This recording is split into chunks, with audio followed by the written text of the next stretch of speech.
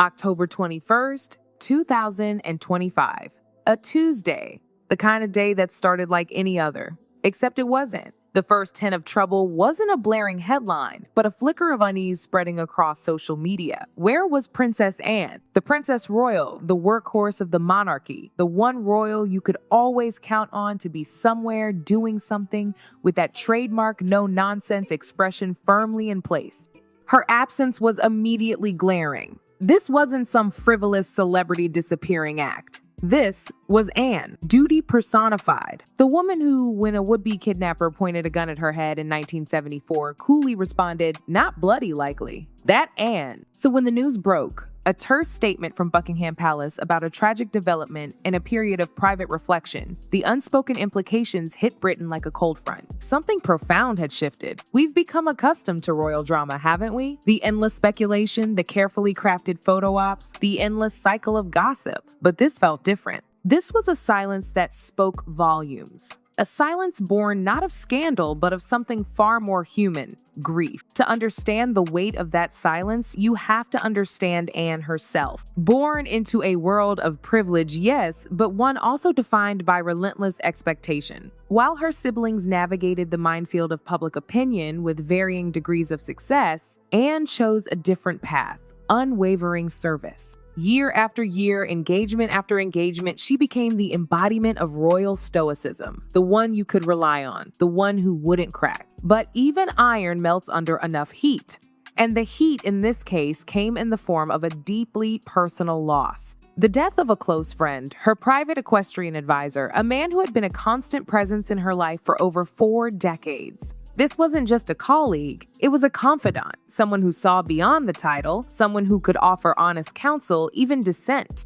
In the rarefied world of royalty, such relationships are priceless. He reportedly died suddenly while visiting Gatcombe Park, Anne's Gloucestershire estate. Witnesses said she was inconsolable. Imagine the scene. The rugged, practical princess, usually so composed, undone by grief. The carefully constructed facade of royal duty crumbling to reveal the raw emotion beneath. The palace, of course, went into damage control mode. Meetings were canceled, statements were carefully worded, and the media frenzy began. But the public wasn't buying the usual spin. They knew Anne, they knew her resilience, they knew that for her to retreat like this, the pain must be immense. The news media descended on Gatcombe Park, turning the quiet countryside into a sea of satellite trucks and flashing cameras. Locals reported that even the estate's horses seemed agitated, sensing the shift in atmosphere. Inside the walls of the estate, a princess mourned. Catherine, the Princess of Wales, herself no stranger to public scrutiny and personal hardship, reportedly tried to reach Anne, but to no avail. King Charles, facing his own health challenges, was said to be deeply concerned. The monarchy, already navigating a period of uncertainty, was now facing a crisis of a different kind: the vulnerability of its most steadfast member. The outpouring of public support was remarkable. Flowers piled up at the palace gates, a fragrant testament to Anne's decades of quiet service. Handwritten notes tucked beneath the ribbons spoke of admiration, respect, and a shared understanding of grief. Even the most cynical corners of the internet softened, replaced by messages of solidarity and empathy. Maybe, just maybe, people were beginning to see beyond the crown to the woman beneath. Inside Gatcombe Park, Anne retreated to her private study,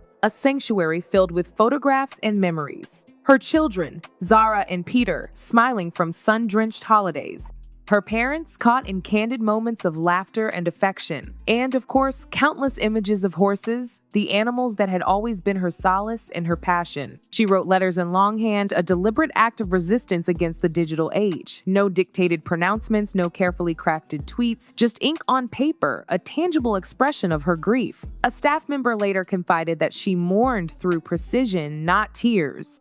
Every word carefully chosen, every sentence meticulously constructed, as if to contain the overwhelming emotion within the rigid structure of language. The carefully worded statement finally arrived. Her Royal Highness, the Princess Royal, will take a period of personal reflection following a private loss. So restrained, so utterly British.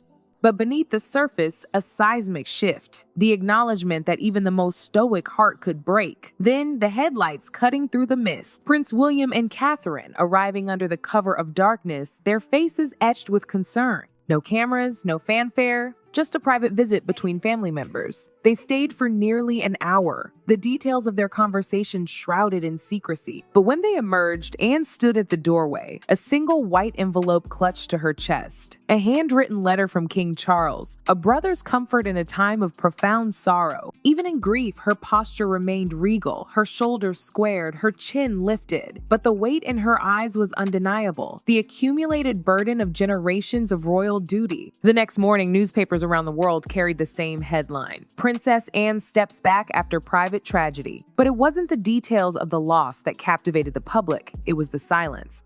In a culture obsessed with oversharing, Anne's restraint felt revolutionary, a reminder that not every emotion needs to be broadcast, that some grief is best processed in private. The BBC aired gentle retrospectives of her life, showcasing her dry wit and unwavering commitment. American talk shows replayed her iconic, not bloody likely response to the kidnapping attempt, but this time viewers saw the vulnerability beneath the bravado. Charities released tributes, highlighting her tireless work and unwavering support. A private memorial service was held at St. Mary Magdalene Church, a small gathering of family and close friends. No cameras, no dignitaries, just a quiet moment of remembrance. Anne placed a single white rose on the altar, a silent gesture of love and loss.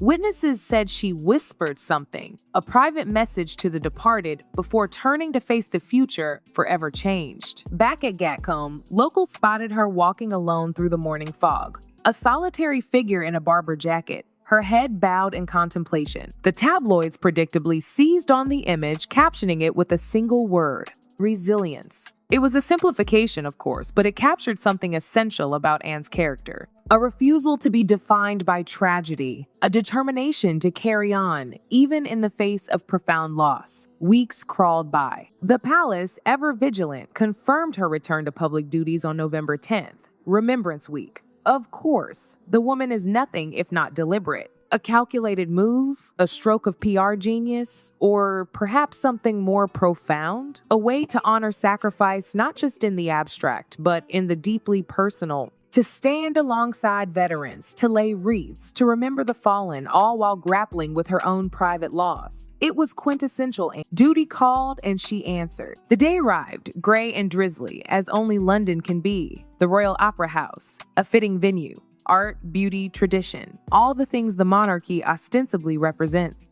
The cameras flashed, the crowds murmured, and then she appeared. Stepping from her car, coat buttoned high against the chill, head bowed, eyes fixed on the path ahead. The image was instantly iconic. The stoic princess returning to her post, bearing the weight of her grief with characteristic grace. And then, the wind. A sudden gust that lifted her black scarf, swirling it around her head like a dark halo. For a fleeting moment, it looked as though grief itself had released its grip. A visual metaphor so potent, so perfectly timed, it could have been scripted. But life, as they say, is often stranger than fiction. The crowd didn't cheer. They simply watched. A reverent silence fell, a collective acknowledgement of her pain, her strength, her humanity. It was a far cry from the screaming adoration that greets other members of the royal family. This was something different. Respect, admiration, a quiet understanding that transcended the usual royal fanfare. Anne's story is not one of fairy tale princesses and happily ever afters. It's a story of grit, of resilience, of unwavering commitment to a life of service. It's a story that reminds us that strength doesn't always manifest as a roar.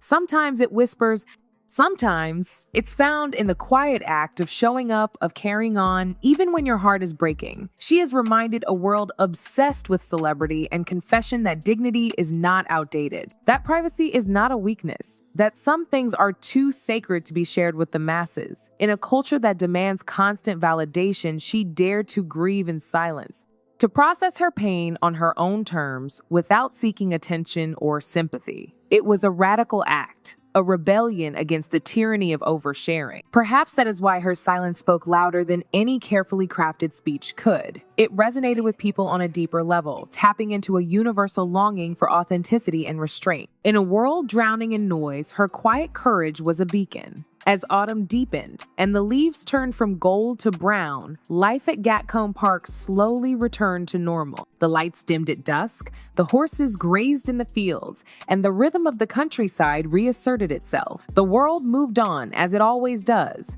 But for those who had been paying attention, something had shifted, not just within the palace walls, but within ourselves. We had been reminded that even royalty are human, that even the strongest hearts can break, and that sometimes the bravest thing a heart can do is simply keep beating. Because behind every crown, behind every title, behind every carefully constructed facade lies a human heart, vulnerable, fragile, and capable of both profound joy and devastating sorrow.